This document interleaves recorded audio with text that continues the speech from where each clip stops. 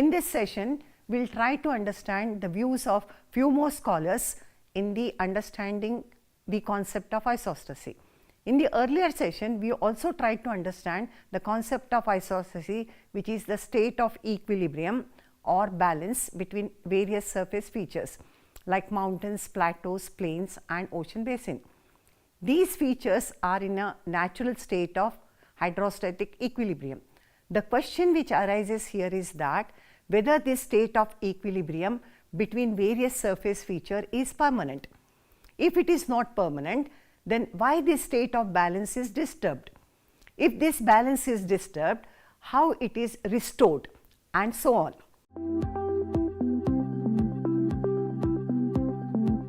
To understand the contribution of various scholars to the concept of isostasy, to understand why isostatic disequilibrium occurs and how it is adjusted, to know whether the isostasy is local or regional in nature.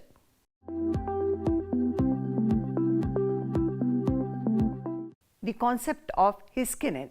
Heiskanen presented a new concept of isostasy in 1933, in which he combined the concept of both Airy and Pratt's. According to him, density of rocks varies within the column and between the columns. For example, rocks of a column at sea level have higher density, say 2.676 grams cubic centimeter, than at higher elevation of the same columns, say 2.7 grams cubic centimeter, which means as we go downward, the rocks of a section of the earth crust become denser. Density increases downward. Similarly, density of the rocks of different sections or columns of the earth crust also varies. Thus, it appears that density of rocks varies vertically and horizontally. The views expressed by Hayford and Bowie about the isostasy were in agreement with that of Pratt. They have propounded their concept of isostasy almost similar to the concept of Pratt. According to them, there is a plane where there is complete compensation of crustal parts.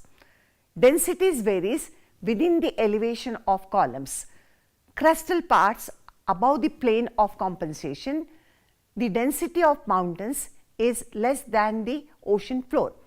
In other words, the crust is composed of lighter material under the mountains than the floor of the oceans. Below the zone of compensation, the density is uniform laterally. Thus, according to Hayford and Bowie, there is an inverse relationship between the height of the column of the crust and their respective densities above the line of compensation. The plane of compensation is supposedly located at a depth of 100 km. The column having the rocks of lesser density stand higher than the column having the rocks of higher density. Their varying densities in such a way that they exert equal downward pressure at the level of compensation and balance each other. Based on the comparative study of Airy's and Platt's on isostasy, Bowie concluded that there was a great deal of similarities in their views. Bowie could observe a glimpse of the concept of root formation and the law of flotation of Airy. The concept of Hayford and Bowie that the crustal parts are in different form of various surface features are in the form of vertical columns is not tenable, because surface features are found in the form of horizontal layers.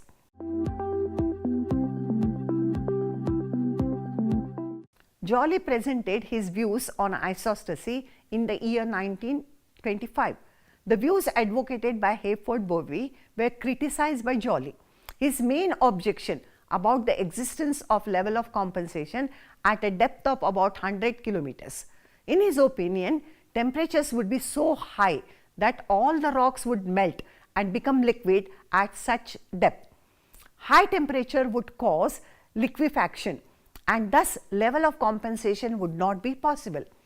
Joly further refuted the concept of Hayford-Bovey that density varies above the level of compensation but remains uniform below the level of compensation. He refuted this concept of Bovey on the ground that such condition would not be possible in practice, because such condition would easily be disturbed by the geological events, and thus the level of compensation would be disturbed. Layer 16 kilometers or 10 miles thickness below the shell of uniform density. The density varies in the zone of 10 miles thickness. It is thus appear that Joly assumed the level of compensation as not linear phenomena but zonal phenomena. Joly did not conceive the level of compensation as a straight line but as a zone of compensation. He did not believe in a line or level of compensation, rather believed in zone of compensation of 10-mile thickness. In Joly's concept of isostasy, we also find a glimpse of law of flotation. The view is closer to the flotation theory of Airy. The areas of low density in the 10-mile layer corresponds with the downward projection of the lighter continental crust, while those of high density represents the intervening areas filled with material of heavier substratum. In the opinion of Joly, the Earth's crust consists of lighter material, that is Cl, whose average density is 2.67. The Cl is floating over Sima like an iceberg. Thus, these views are in conformity with the model of Earth's crust, in which lighter continental masses float on a denser substratum.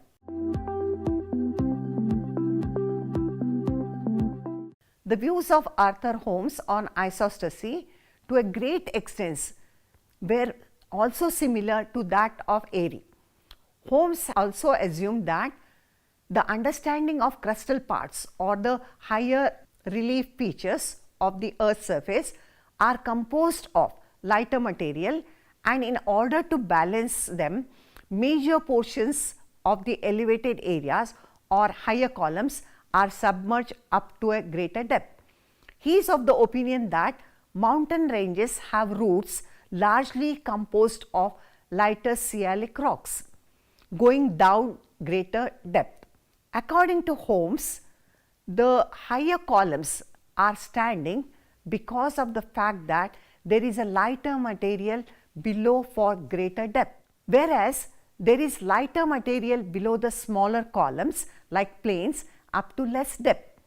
In the year 1978, A. Holmes and D. L. Holmes have tried to explain the concept of isostasy with the help of a diagram which shows characteristic example of crustal columns, each of which has the same area and extend downward to the same depth below the sea level.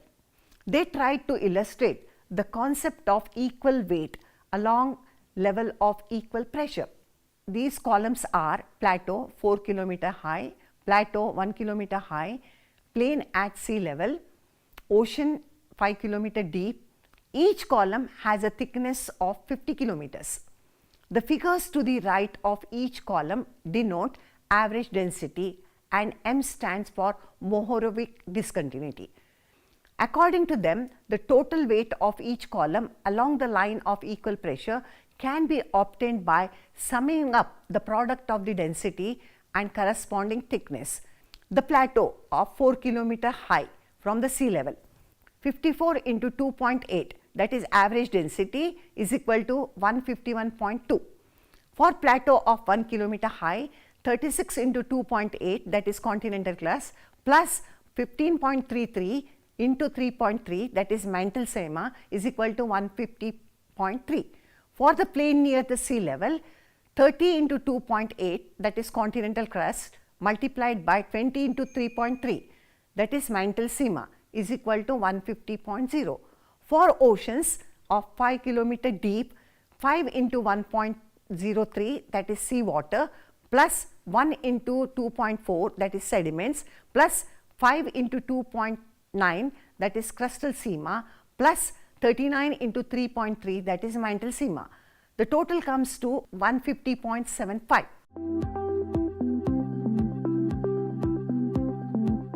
A perfect isostatic balance is possible only theoretically. There is no complete isostatic adjustment over the globe because the earth is dynamic, unstable and unresting. The exogenetic and the endogenetic geomorphic processes continuously are operating on the earth's surface and therefore disturb the isostatic equilibrium.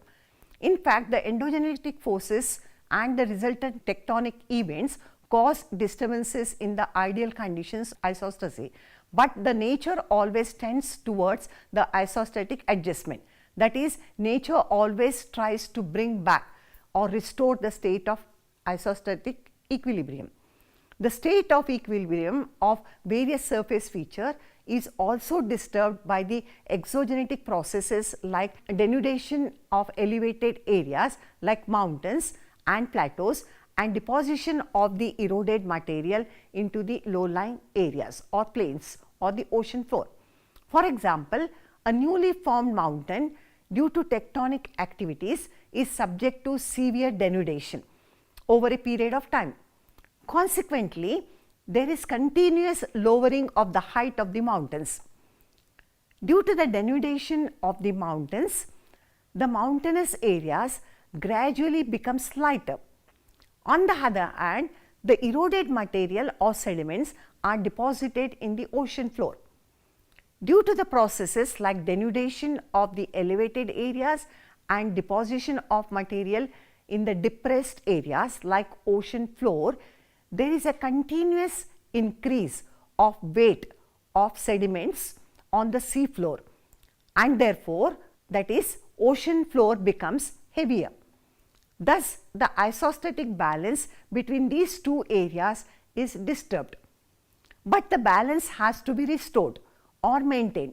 The superincumbent pressure and the weight over the mountain decreases because of the continuous removal of the material through denudational process. This mechanism leads to gradual rise of mountainous areas. Continuous sedimentation on the ocean floor causes gradual subsidence of the sea floor.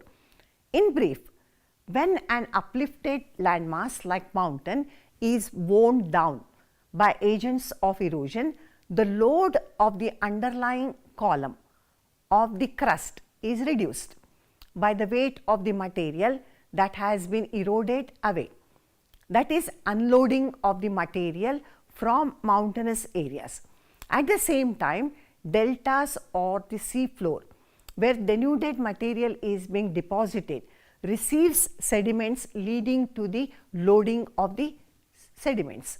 The loading and unloading of the crustal material disturbs the state of isostatic balance.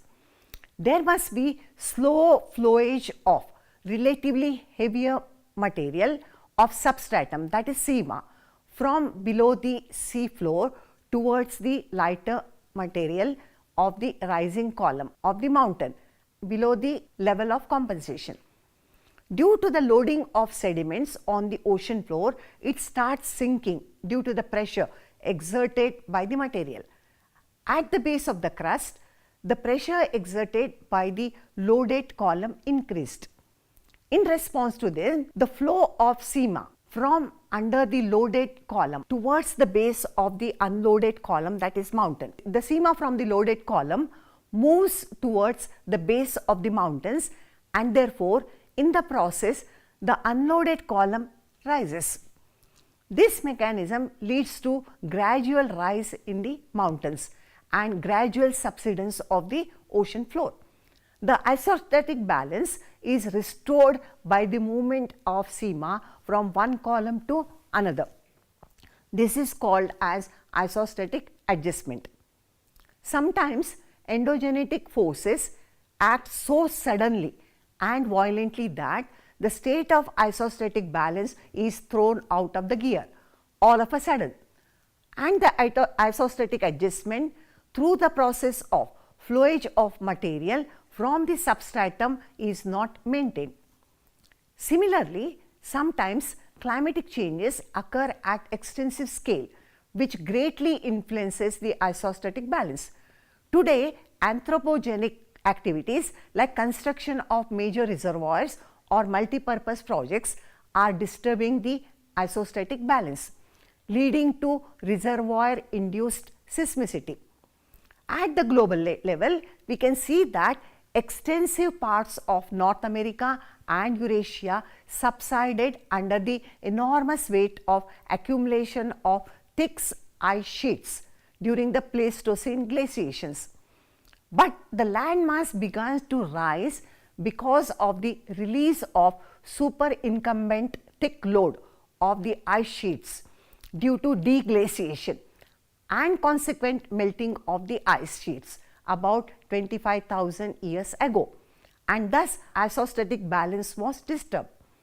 The raised beaches of Finland, Scandinavia show that an uplift of 250 meters has already taken place during the last 8,000 years, and the region is still out of isostatic balance and rising. The land masses are still rising at a rate of 12 inches per 28 years under the process of isostatic recovery. Sometimes endogenetic forces act so suddenly and violently that the state of isostatic balance is thrown out of gear all of a sudden, and the isostatic adjustment through the process of flowage of material from substratum is not maintained. Similarly, sometimes climatic changes occur at extensive scale.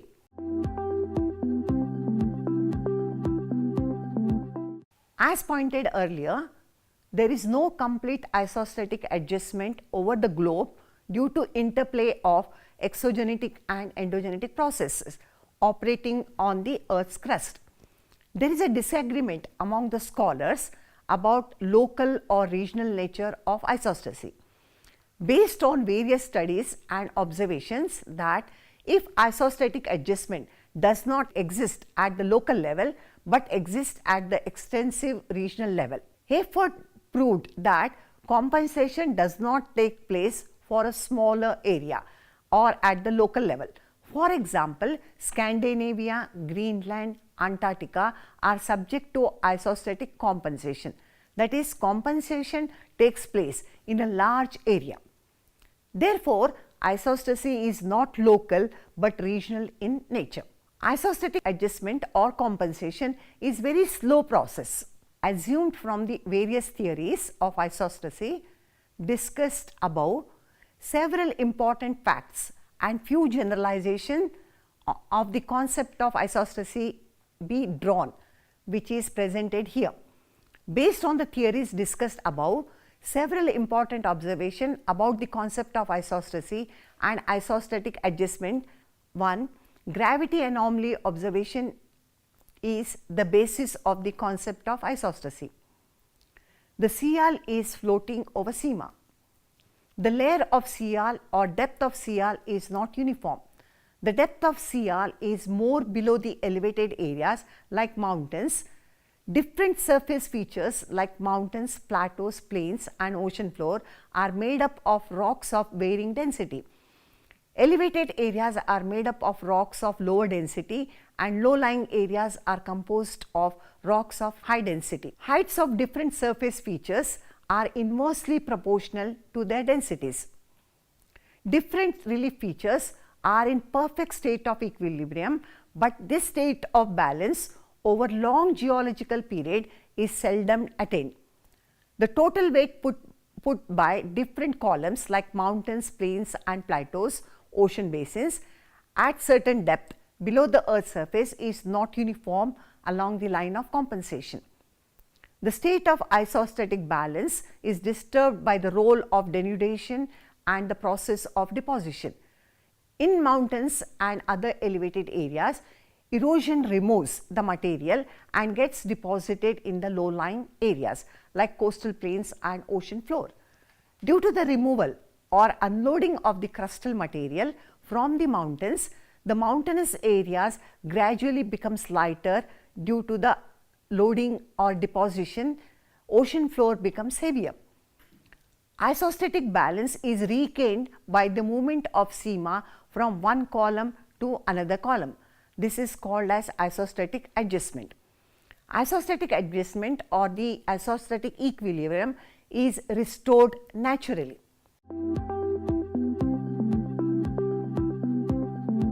It can be said that the concept of isostasy is fundamental to the understanding the dynamic nature of the Earth's surface and to the studies related to major surface features like continents, oceans, ocean basins, mountains, plateaus and plains.